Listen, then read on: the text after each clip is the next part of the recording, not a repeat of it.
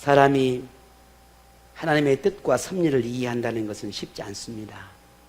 사람의 마음을 아는 것도 쉽지 않는데 어떻게 우리가 하나님의 그 마음을 다 헤아릴 수 있겠습니까? 불가능에 가깝습니다. 그렇다고 모든 것을 전혀 알 수 없는 것은 아닙니다. 왜냐하면 하나님은 하나님의 마음을 우리에게 얼마든지 내어 비춰주시고 하나님의 마음을 알 수 있도록 수만 가지의 방법으로 하나님을 우리에게 비춰주시기 때문입니다. 어제 우리 둘째 아이와 좀 밤늦게 이런저런 많은 이야기를 나누었습니다. 좀 기회가 되어서 아빠 나는 그게 좀 서운했어. 아빠 나는 이런 것들이 조금 나는 이해할 수가 없었어. 그런 이야기를 하더라고요. 그래서 제가 이제 그동안에 말하지 않았던 것들을 쭉 이야기를 했습니다. 그냥 우리 아이가 그러는 겁니다. 이제는 알았다는 겁니다. 99% 이제 아빠 마음을 알았어. 왜 아빠가 나한테 그런 말을 하고 왜 아빠가 나한테 그렇게 하는지 99% 알았어. 그래? 고맙다. 또 내가 아빠가 너에게 이런 말을 하고 이렇게 너에게 뭔가를 요구할 때 너 그때 이해할 수 있겠어? 왜 그러는지. 이제는 알았어. 이제는 알았다는 거예요. 사람들의 마음을 그럼에도 불구하고 알지 못합니다. 우리가 부모가 되어보고 자녀였을 때와 부모가 되었을 때, 부모가 되어서 자녀를 키울 때 이건 다르지 않습니까? 분명 다릅니다. 우리가 하나님의 마음을 다 알 수 있을까? 아니요. 모릅니다. 제가 여러분의 마음을 다 헤아릴 수 없고 여러분이 제 마음을 헤아릴 수 없듯이 우리는 참 모릅니다. 너무너무 모릅니다. 근데 하나님은 얼마나 우리가 알 수 있겠습니까? 모릅니다. 그래서 하나님이 하나님의 그 마음을 알 수 있도록 그나마 그래도 조금이라도 알 수 있도록 하나님 우리에게 그 마음을 열어 보여주셨어요. 그게 뭡니까? 말씀입니다. 그게 성경입니다. 그래서 성경을 보면 볼수록 거기에서 무엇을 보게 되면 하나님의 마음을 보게 되는 겁니다. 하나님을 이해할 수가 있습니다. 하나님이 왜 나에게 이리 말씀하시는지, 하나님이 왜 이토록 이걸 요구하시는지, 하나님의 뜻이 무엇인지를 그나마 그래도 조금이라도 알 수 있는 게 말씀입니다. 그래도 우리는 부족합니다. 그래서 뭐 합니까? 기도합니다. 하나님, 말씀으로도 이해할 수 없는 부분이 있습니다. 도대체 어떻게 해야겠습니까? 기도합니다. 그래도 이해가 할 수가 없습니다. 그래서 하나님은 우리에게 영적인 감각을 주셨습니다. 영적인 양심을 주셨습니다. 그것을 통해 또 말씀하십니다. 그래서 조금이라도 하나님을 알 수 있도록, 조금이라도 하나님의 그 뜻을 이해할 수 있도록 하나님은 갖가지 방법으로 우리에게 그렇게 계시하고 계시는 겁니다. 이 모든 것들을 싸그리 우리가 무시해버리면 결코 하나님을 알 수 없습니다. 어떤 방법으로든 하나님을 알고 싶다면 우리는 찾아가야 합니다. 우리가 몰라서 찾아가지 않는 것이 아니라 우리가 찾아가지 않기 때문에 모르는 것입니다. 그럼에도 우리는 참 그래도 쉽게 하나님을 이해할 수 없는 것들이 참 많아요. 그중에 오늘 우리 시편을 쭉 공부를 해가면서 느낀 것 중에 하나가 왜 이 땅에 하나님은 악한 존재를 심판하지 않고 미루고 계시는가라는 거예요. 왜 지금도 여전히 악이 계속해서 판을 치고 있는데 왜 하나님 뭐하고 계시는 걸까라는 거예요. 그 속에서 아파하고 힘들어하고 믿음으로 살고자 하는 그런 하나님을 경외하는 사람들은 왜 끊임없이 고통을 받고 있는가 하는 것. 참 이해할 수 없습니다. 아무리 믿음으로 이해하고 하나님을 바라보며 또 이해하고 싶으나 이해한다 싶으나 또 이해가 되지 않고 뭔가 알 듯 하나 알 수 없는 것들이 여전히 우리 주변에는 지금도 존재하고 있습니다. 우리가 하나님의 행하심에 대해 분명한 해답을 찾는 것은 쉽지 않습니다. 그렇다고 우리가 하나님께 의문을 품거나 반문할 수 있는 존재는 아닙니다. 왜냐하면 우리는 하나님의 피조물이고 하나님은 우리의 창조주이시고 우리의 주인이시기 때문입니다. 그래서 우리는 하나님의 판단과 결정에 대해서 우리가 할 수 있는 것은 단지 순종하는 것이고 받아들이고 굴복하는 것입니다. 이게 오늘 우리의 태도입니다. 이것이 믿음입니다. 이것이 하나님을 신뢰한다는 증거입니다. 하나님의 절대적인 권위에 대한 신뢰를 보여주었던 모범적인 사례를 찾는다고 한다면 참 많이 있겠지만 그 중에 하나가 오늘 다윗의 모습입니다. 다윗의 신앙입니다. 하나님의 절대적인 주권, 거기에 무조건 순종하는 그런 신앙, 이게 다윗입니다. 그렇다고 다윗이 하나님을 향한 그 믿음, 그 신앙이 맹목적인 것은 아닙니다. 그냥 무조건 따르고 무조건 순종하고 무조건 충성하는 그런 다윗이 아니었습니다. 하나님께 그렇게 순종할 수밖에 없었던 것은 삶 가운데 늘 하나님이 그렇게 만나주셨기 때문입니다. 그러니 순종하지 않을 수 없었습니다. 만나주시니, 가르쳐주시니, 보았으니, 느꼈으니 하나님 앞에 충성하지 않을 수 없었다라는 말입니다. 그러니 이 다윗의 믿음은 맹목적인 신앙, 맹목적인 믿음이 아니라 사실에 근거한, 경험에서 근거한, 보고 느낌에서 알게 되는 그 모든 사실적인 믿음이 다윗의 믿음이었습니다. 그러니 하나님의 모든 그 행위를 이해하지 않을 수가 없었던 겁니다. 그래서 하나님의 존재를 인정하지 않거나 믿음을 가지지 못한 사람들에게는 하나님을 이해할 수 없는 것입니다. 왜? 경험되지 않으니까. 만날 수가 없으니까. 만남이 이루어지지 않으니까. 그들은 이해할 수 없습니다. 왜 하나님이 그리 하시는지. 다윗이 시편을 통해서 보여주는 하나님에 대한 이 믿음과 순종은 정말 오늘 이 시대 오늘 우리가 닮아야 할 가장 모범적인 사례라 말할 수 있을 것입니다. 오늘 시편을 통해서 다윗이 보여주는 이 신앙, 오늘 저가 그리고 여러분이 닮아가기를 원합니다. 악인에 대해 잠잠하시는 하나님, 하나님을 경외하는 자의 고통에 침묵하시는 하나님, 그렇게 보여지는 듯 하지만 그러나 하나님은 잠잠하지도 침묵하지도 않습니다. 이런 하나님을 믿는 다윗은 오늘 지난 여러 시편에서도 보면 악인들의 그 악행을 하나하나 고발하면서 하나님 앞에 심판을 호소하는 내용들을 우리가 보았습니다. 악인들의 모든 행위를 알고 계시고 그들로 인해서 고통받고 있는 하나님을 경외하는 사람들, 그들의 신음소리를 하나님은 듣고 계신다. 악을 미워하시는 하나님께서 그 악인들을 향해서 손을 들어달라고 하는, 심판해달라고 하는 그런 간절한 호소를 다윗이 했었습니다. 오늘 12편 본문에서도 악인들의 악행에 대해서 고발을 합니다. 본문 2절에 그들이 이웃에게 각기 거짓을 말하며 아첨하는 입술과 두 마음으로 말하는도다 라고 했습니다. 악인들은 온갖 달콤한 말들로 현혹하고 겉과 속이 다른 모습으로 거짓을 꾸미며 하나님을 경외하는 사람들을 하나님 앞에 범죄하게 만들어 갑니다. 이렇듯 하나님을 인정하지 않는 사람들의 이 궁극적인 목적은 하나님을 경외하는 사람들이, 하나님을 찬양하고 예배하고 경외하는 사람들이 하나님과 멀어져서 자신의 편에 서게 하는 것입니다.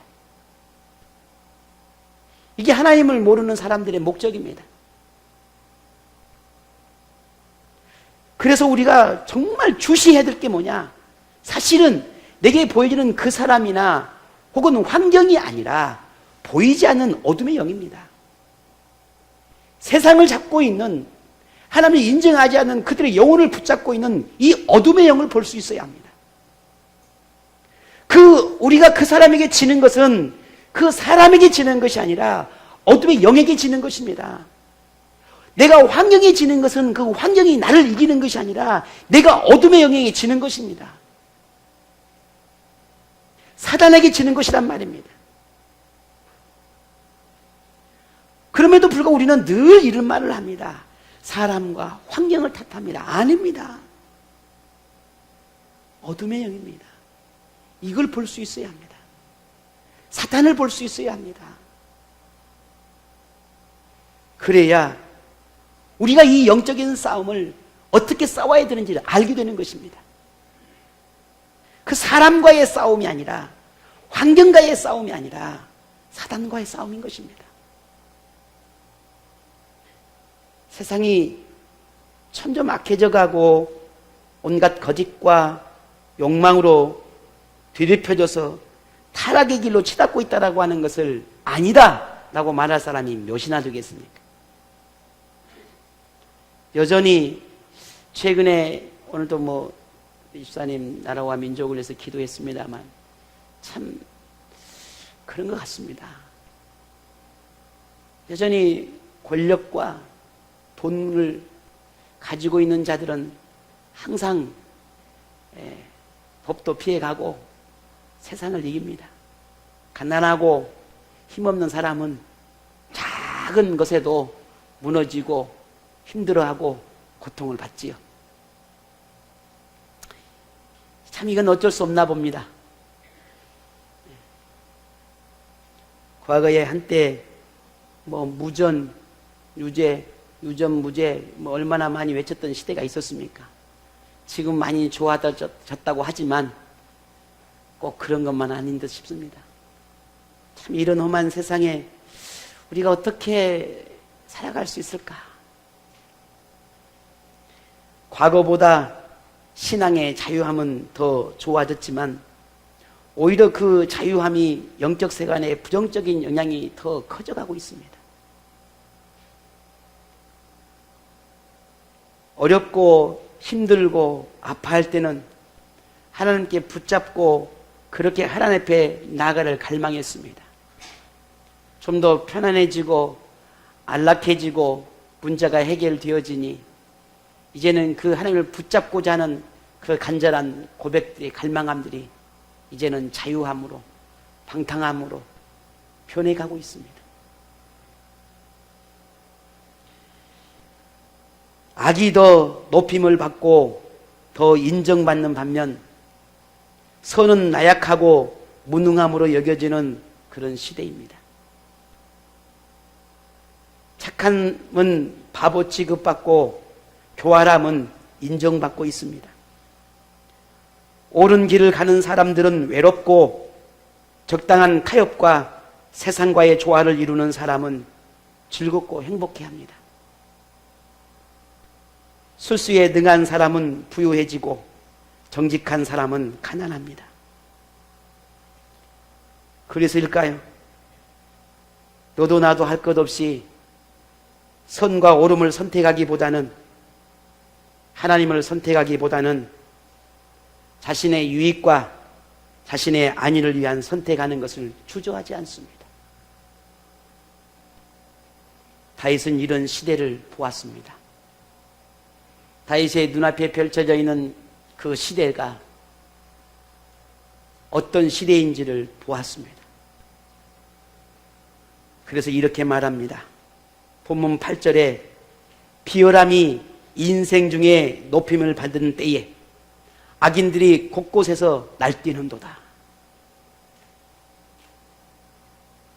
점점 더 하나님을 경외하는 사람들은 업신여기를 받고 세상을 닮아가고 세상과 짝하고 적당하게 세상과 함께하는 하나님의 사람들이라고 자칭 말하는 그들은 세상에서 인정받고 세상에서 박수를 받는다는 겁니다. 다윗은 보았습니다. 오늘날 교회가 변해가고 있습니다. 그리스도인들도 변해가고 있습니다. 복음을 지키고자 하는 교회보다 세속화된 교회가 더 인정받고 사람들이 몰리고 있습니다. 작은 교회, 관심을 집중받는 교회보다 그냥 그림자처럼 보여지는 그런 교회가 몰리고 있습니다. 하나님께 순종과 충성보다 개인의 생각과 가치관이 인정받는 것을 더 원하는 시대입니다. 목회자의 가르침을 따르며 순종을 기대한다는 것이 오히려 더 어리석게만 생각되어지는 시대입니다. 모이기를 힘쓰는 교회는 뒷전으로 물러나고 모임이 적어지는 교회는 더 사람들이 좋아합니다.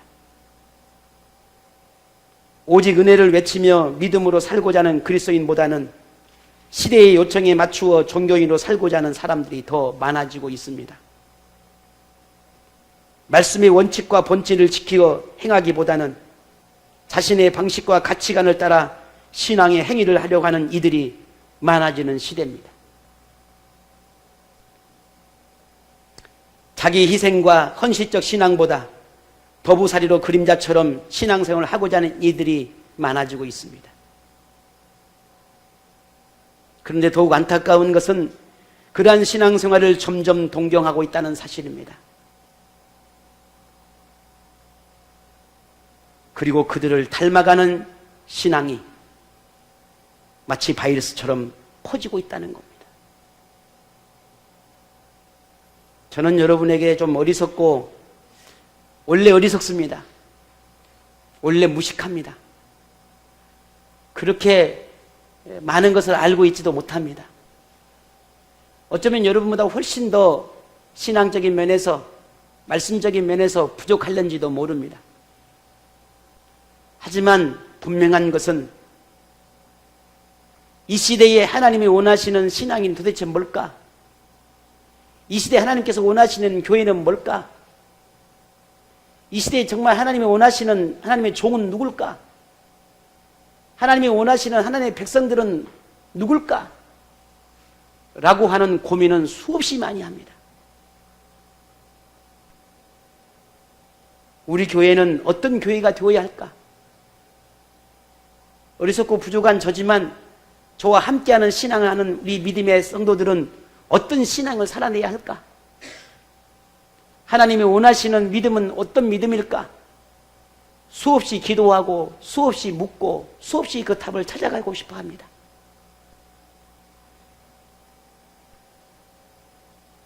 물론 하나님은 우리에게 말씀하시기도 하고 하나님께서 깨닫게 하시기도 하고 갖가지 우리에게 교훈을 허락하십니다.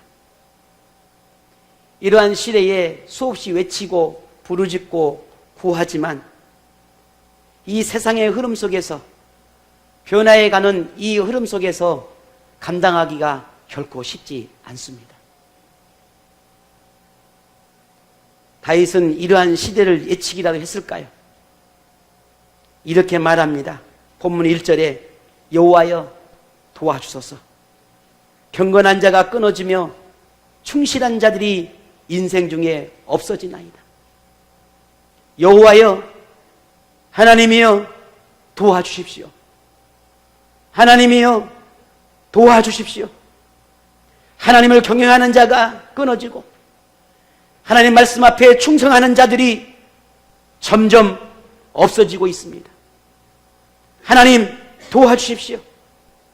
말씀을 붙잡고 살아가는 이들이 점점 끊어지고 성전에서 기도하고 말씀을 붙잡고 예배하는 삶을 살고자 갈망하는 자들은 점점 끊어지고 있습니다.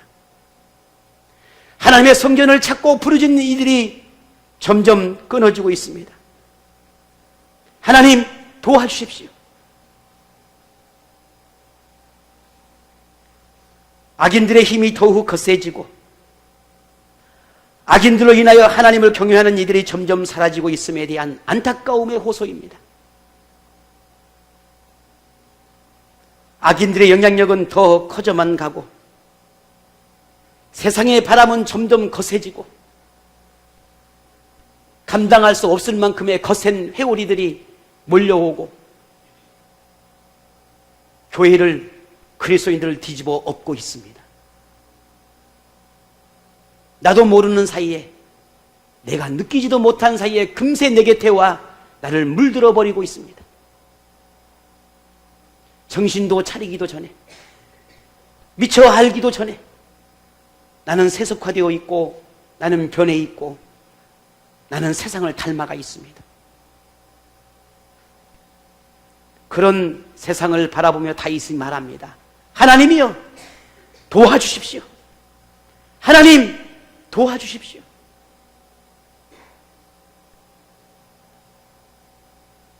다윗은 이러한 현상을 보며 하나님께 도움을 간청하고 있습니다.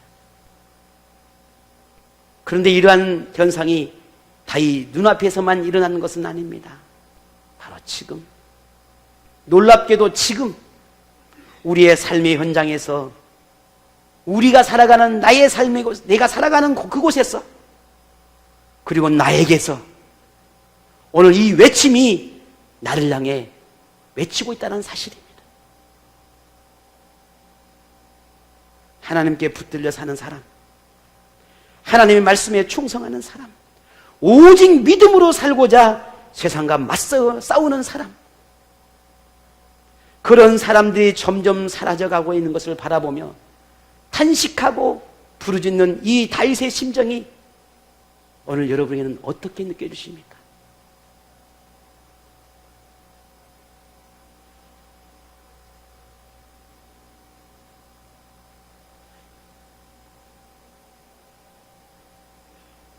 다윗의 탄식 속에는 절망적이고 비극적인 탄식이 사실은 아닙니다.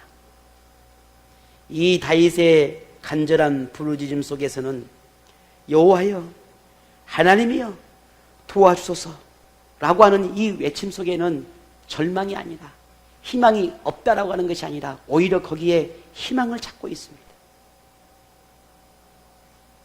악인들로 인하여 힘들고 고통스러워도 하나님의 말씀을 붙잡고 살아가는 이가 반드시 있을 거라는 겁니다.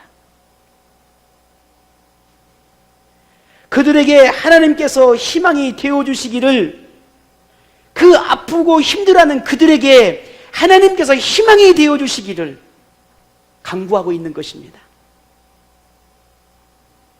악인들이 득세하는 세상일지라도 그들의 힘에 눌리지 않고 하나님을 바라보며 살고자 하는 이 믿음의 사람이 있다라고 하는 것입니다. 하나님이 그러니 그들에게 소망이 되어달라는 겁니다. 이게 다윗의 부르짖음입니다.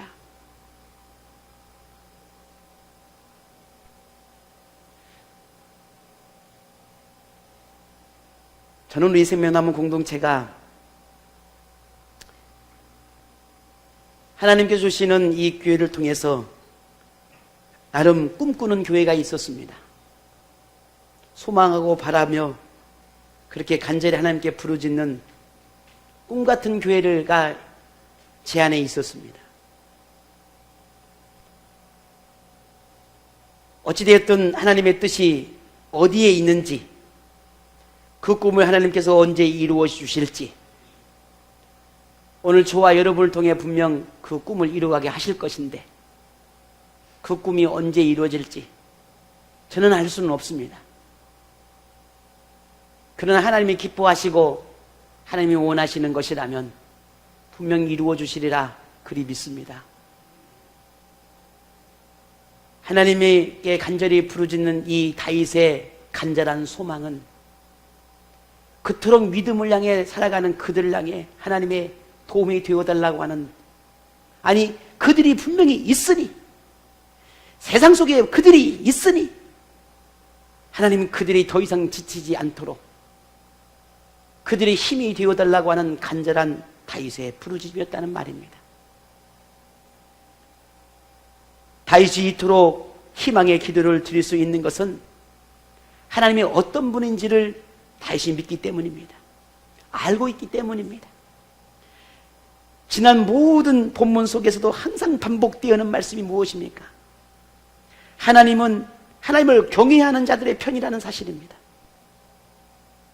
아파하고 힘들어하고 하나님께 붙잡혀 살아가는 그들의 편이라는 사실입니다. 그들을 결코 버리지 않으시는 분이라는 사실입니다. 그들을 도우시고 인도하시는 분이라는 사실입니다.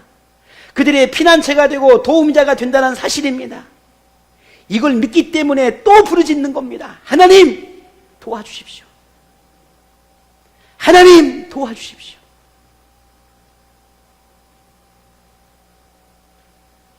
그래서 다윗은 하나님께 부르짖을 수 있었습니다. 구할 수 있었습니다. 어떻게? 오늘 본문 5절을 보십시다. 우리 함께 읽어보겠습니다. 5절입니다. 여호와의 말씀에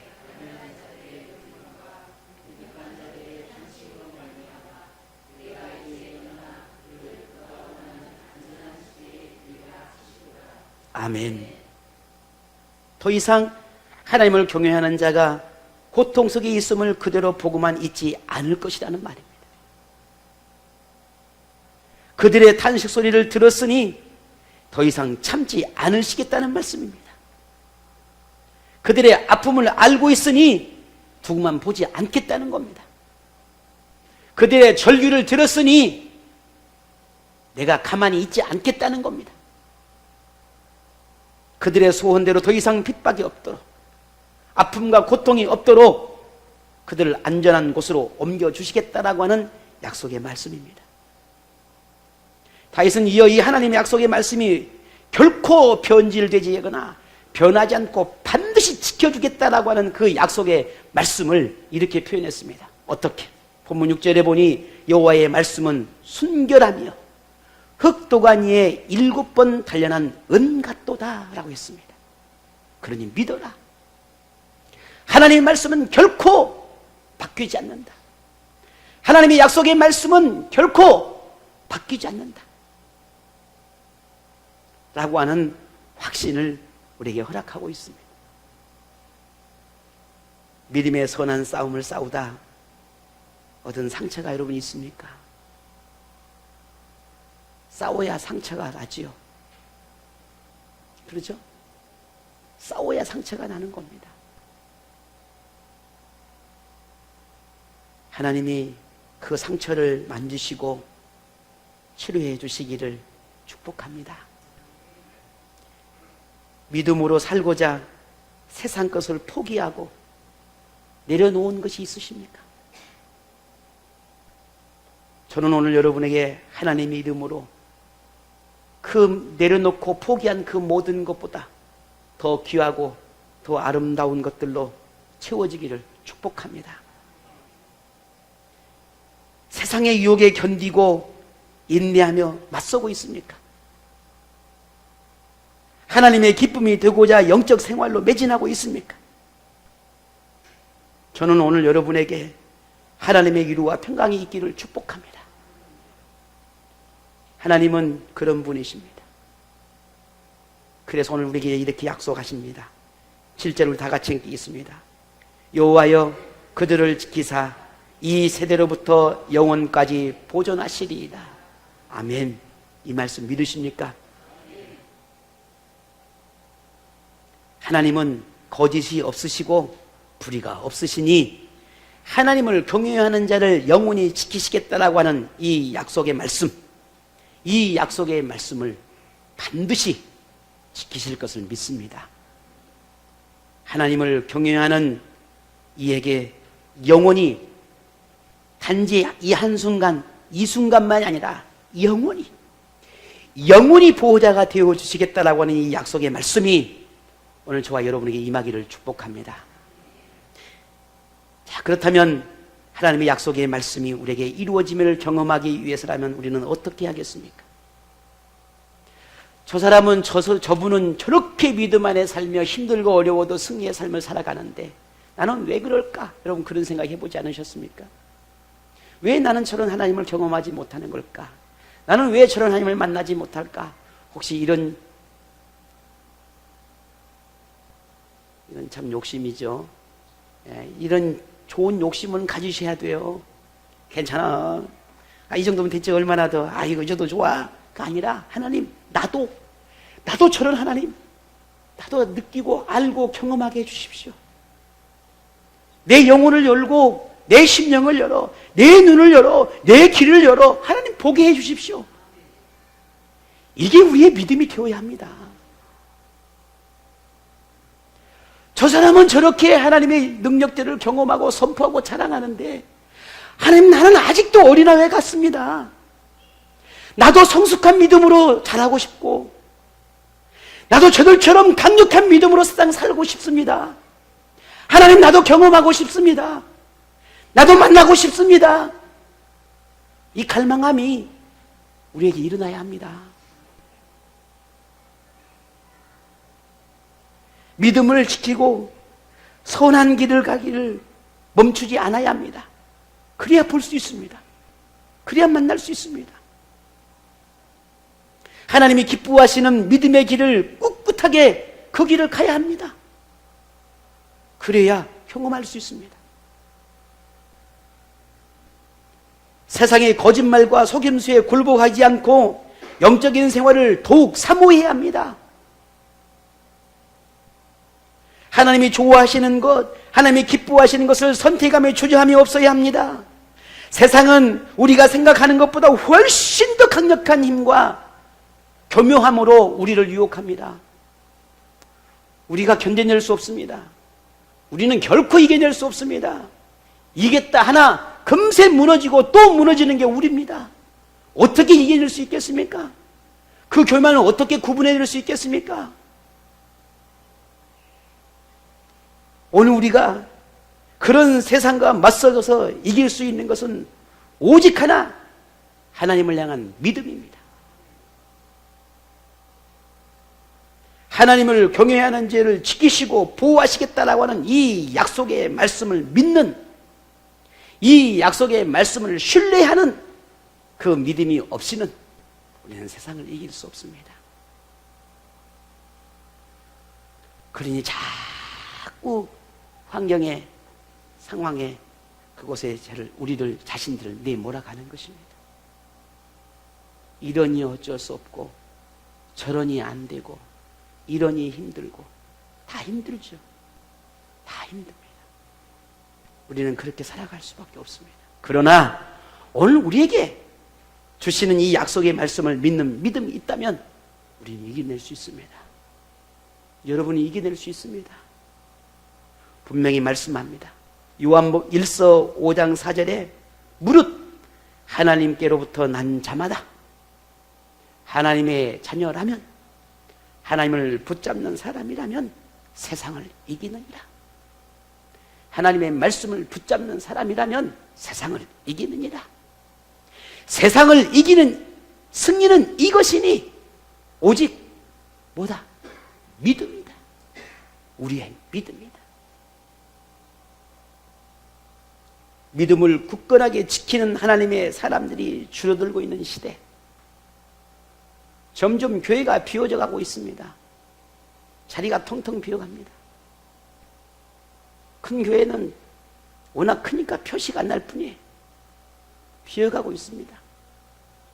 점점 종교인으로 전락해가고 있는 그런 시대입니다. 말씀 위에 믿음의 태를 서가는 하나님의 사람들이 줄어들고 있는 이 시대 속에 우리가 하나님을 경외하는 삶을 지켜내는다는 것은 믿음이 아니면, 하나님을 향한 철저한 신뢰가 아니면 우리는 이 삶을 살아갈 수가 없습니다.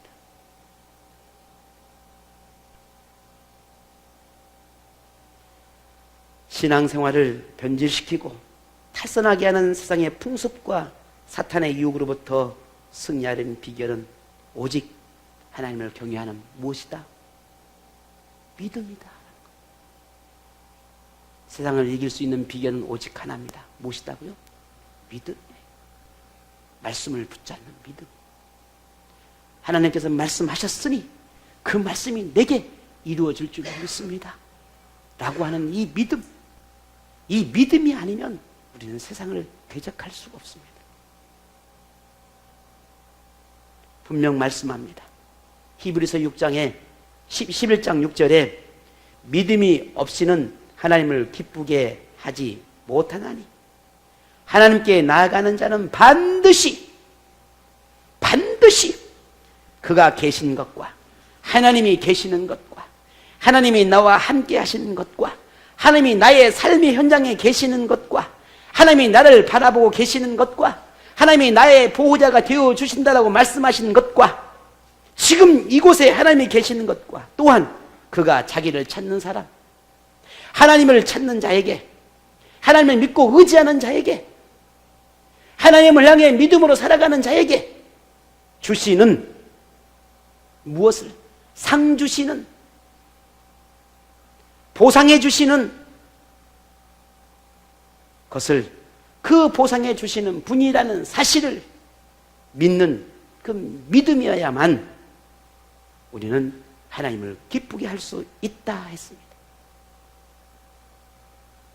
지난 기독교 역사 속에 배반과 배신, 타락과 범죄로 얼룩진 모습들이 있었다는 사실들은 우리가 너무나 잘 아는 사실입니다. 그러나 그렇게 암울하지는 않았습니다.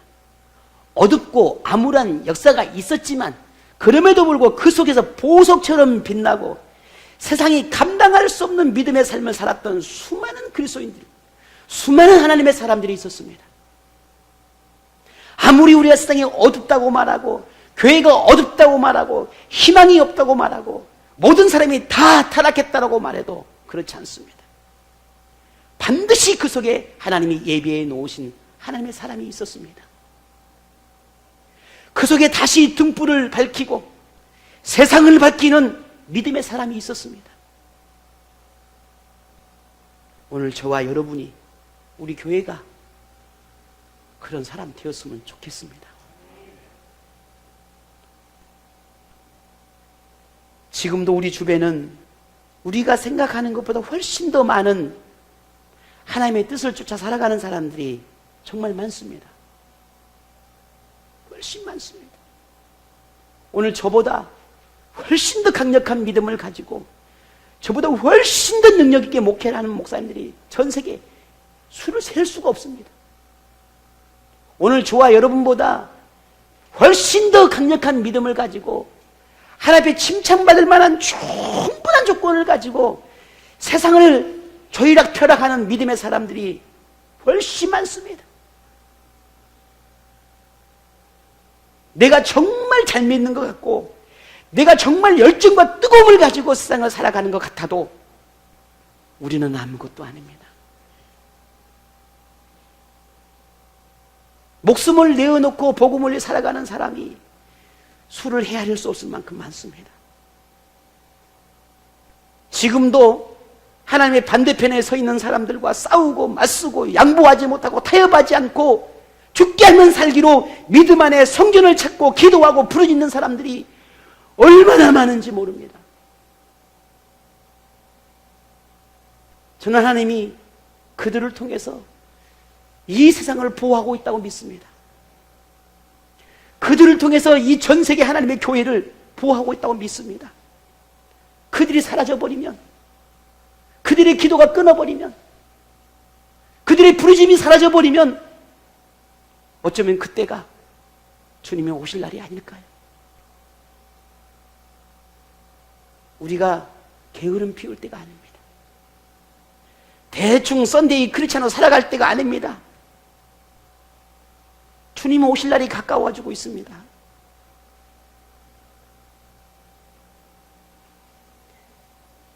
그럼에도 여전히 겉으로는 하나님을 말하고 신앙으로 치장하고 있지만 하나님의 마음을 아프게 하고 교회를 어지럽게 하고 목회자와 하나님의 사람들을 지치고 병들게 하는 이들이 많습니다. 하지만 믿음의 도전과 희망을 주어서 더욱 하나님의 나라에 합당한 신앙으로 이끌어가는 선한 영향력을 끼치고 있는 믿음의 사람들도 많습니다. 오늘 여러분은 하나님 앞에 어떤 사람이기를 바라십니까? 늘 하나님 앞에 기도한 것 중에 하나가 하나님 지치지 않게 주옵소서, 낙심하지 않게 주옵소서. 하나님이 세운 종이 무너지면 교회가 무너지지 않습니까? 사람들로 인하여, 환경으로 인하여, 지치게 하는 이들로 인하여 병들지 않게 주옵소서. 이게 부르짖음의 기도입니다. 하나님은 하나님을 경유하는 이들을 넘어뜨리려고 하는 악한 세력 속에서 하나님의 순결한 백성으로 살고자 하며 그렇게 기도하고 꿋꿋하게 믿음을 지켜내는 그들을 하나님 지켜보고 계십니다. 하나님은 반드시 그들을 높이실 것이고 그들의 이름을 빛나게 할 것입니다. 이게 하나님의 약속입니다. 여러분은 오늘 제가 그리고 우리 생명나무 교회가 그 사람 되기 원합니다. 세상은 하나님만 바라보는 오늘 우리를 향해 바보라 취급하겠지만 하나님은 그런 사람을 영화롭게 하신다 하셨습니다. 세상의 권력에 눌려 아파하고 상처받고 힘듦 속에 있지만 하나님은 그들의 모든 아픔을 치유하시고 평강을 주실 거라고 약속하셨습니다. 좁고 협착한 믿음의 길을 가는 그 사람에게 하늘의 영광이 예비되었음을 약속하셨습니다. 이 약속의 말씀이 오늘 우리에게 임하기를 축복합니다. 여러분이 그 믿음으로 살아가기를 부탁을 드립니다. 자꾸만 어둡게 변해가고 세석화되어가는 교회와 그리스도인을 바라보며 오늘 저는 여러분에게 희망을 보고 싶습니다. 저는 오늘 이 생명나무 공동체 안에서 희망을 보고 싶습니다. 여러분에게서 경건한 자를 도우시고 순종과 충성으로 살아가는 믿음의 사람을 살피신다라고 하는 이 하나님의 약속의 말씀이 이루어지는 그 증거를 보고 싶습니다. 악한 자들의 유혹과 놀림 속에서도 믿음을 지키고자 그 속에서 얻는 상처와 아픔을 치료하시는 그 하나님을 고백하는 여러분을 보고 싶습니다. 유혹과 시험의 환경 속에서 보호자가 되어주시겠다라고 하는 이 약속의 말씀을 믿고 영적 싸움을 싸워가는 여러분의 모습을 보고 싶습니다.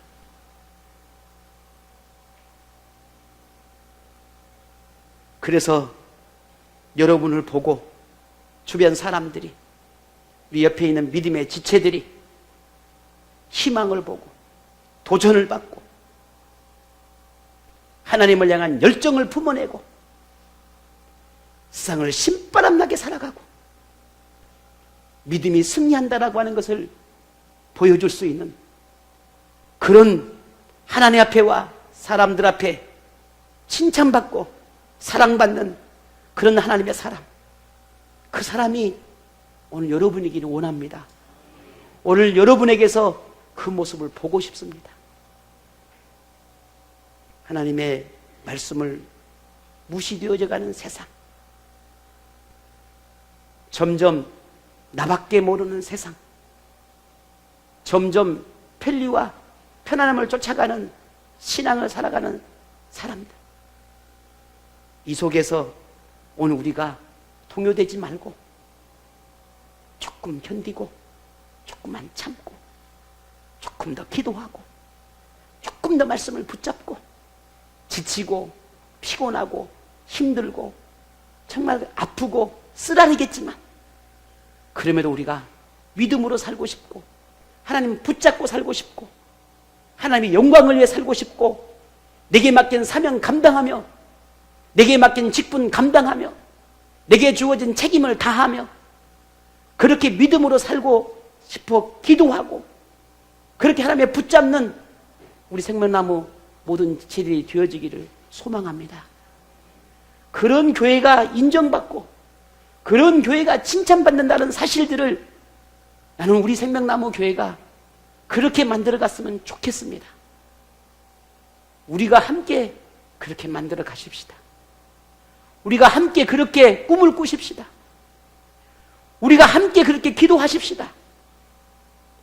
하나님은 분명 우리를 통해 일하실 것을 믿습니다. 그 믿음 가지고 하나님께서 여러분을 보호하시고 또 위로하시고 격려하시고 승리케 하시는 그런 하나님의 놀라운 은총을 여러분 모두가 받아 누리기를 축복합니다. 오늘 한 주간도 승리하시고 재밌고 즐겁고 하나님과 함께하는 그 믿음을 통해서 살아가는 복된 삶이 여러분 삶 가운데 일어나기를 축복합니다.